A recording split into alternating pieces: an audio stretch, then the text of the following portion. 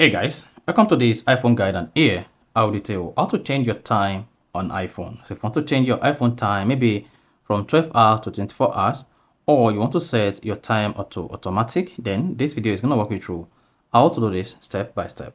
So if you're none of this, you found this often informative, please don't forget to like and then subscribe. Now, to change your time on iPhone, all you just need to do is go to your iPhone settings, and on the settings page, scroll down a bit until you get to general and then click on that. Once you selected general, you want to scroll down the page, keep scrolling until you get to date and time and click on that. Once you selected date and time, here you should see 24 hours time set automatically. If you enable set automatically, this is going to set to your time zone automatically. Now to set your date and time yourself, all you just need to do is disable set automatically, click on time zone. Now I want to choose your location, so search for your location here.